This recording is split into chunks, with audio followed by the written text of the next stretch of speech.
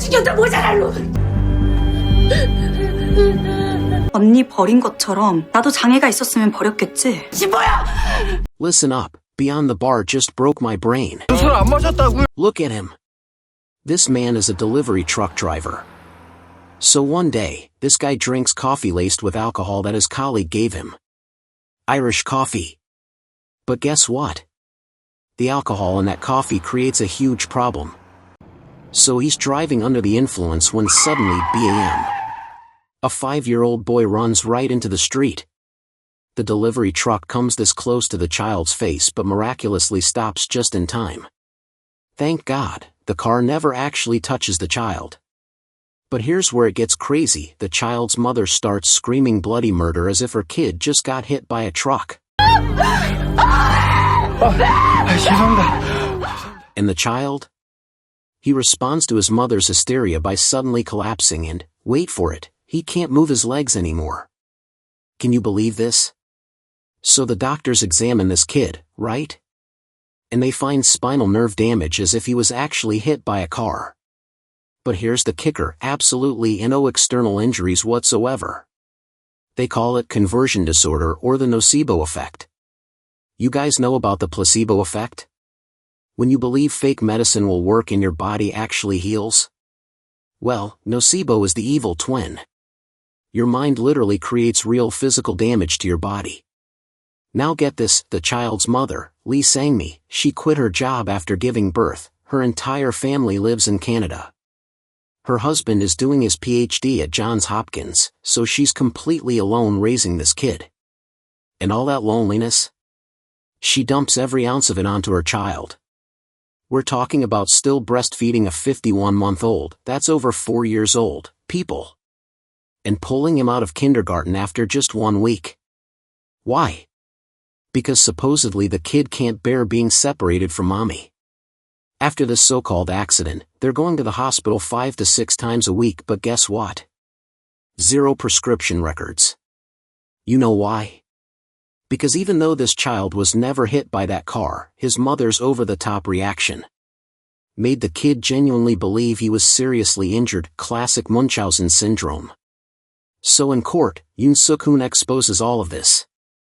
And he ruthlessly argues that this child is being destroyed because of his own mother. 당신이 도대체 뭘 한다고? The mother breaks down crying, I did everything out of love. Yoon Suk-hoon wins the case, but Kang Hil-min? She's not having it. Why? Because she sees her own mother, the woman who abandoned her twin sister.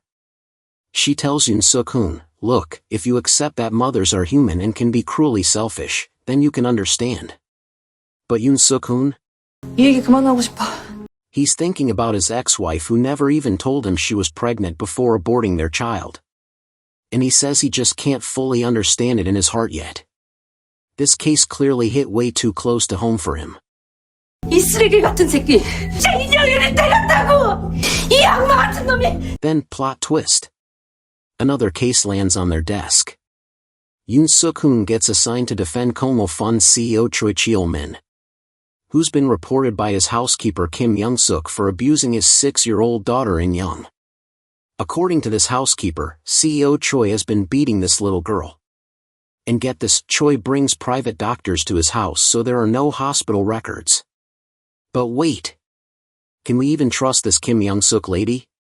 Because, surprise, she's got a rap sheet for fraud and theft. Plus, she was literally caught red-handed trying to steal 50 million won from Choi's house. So, should we believe her? Yoon Suk-hoon calls Kim Young-suk into the office and slaps her with defamation and false accusation charges. He forces her to sign an agreement withdrawing the child abuse report and promising never to make such accusations again. This is where the conflict between Kang Hil-min and Yoon Suk-hoon absolutely explodes.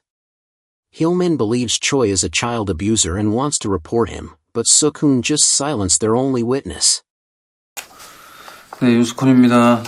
But then, and this is where it gets insane, CEO Choi calls Yoon Suk-hoon one day.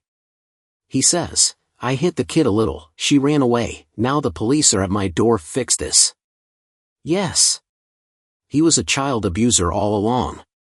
And Yoon Suk-hoon? He knew this the whole time. Even knowing the truth, he still helped this monster. But why? Because simply reporting him for child abuse wouldn't be enough to completely destroy him. So Yoon Suk-hoon spends days and nights meticulously planning something bigger. He's plotting CEO Choi's total downfall. He investigates every corner of Choi's company and discovers that Choi has been embezzling Como fund investors' money. Finally, he's found Choi's Achilles heel. Then he approaches one of the investors, a gangster-turned-businessman named Hwang Tae-sung. Eye for an eye, tooth for a tooth, lex talionis. Yoon Suk-hoon helps Hwang Tae-sung recover all the stolen money. And in return, Hwang Tae-sung secretly torments Choi. Exactly the same way Choi tortured his own daughter. The result? Choi goes completely bankrupt and ends up in prison for fraud. Custody of In-young goes to her mother, who had divorced him due to domestic violence. And every penny of legal fees Choi paid gets transferred into In-young's trust account. So you see? Yoon Suk-hoon was protecting that child in his own brilliant way. Pretty badass, right? And apparently we're not the only ones who think so. Kang Hyo-min is totally falling for Yoon Suk-hoon. But his ex-wife? She delivers another devastating blow. Not only did she remarry his high school best friend Young Won-jun, but she kept Won-jun's baby while she had aborted Suk-hoon's. Yoon Suk-hoon is absolutely shattered learning about his ex-wife's pregnancy. As Kang Hyo-min's feelings for Yoon Suk-hoon keep growing stronger. How will Yoon Suk-hoon heal from all these wounds? I'm already dying to see episode 5.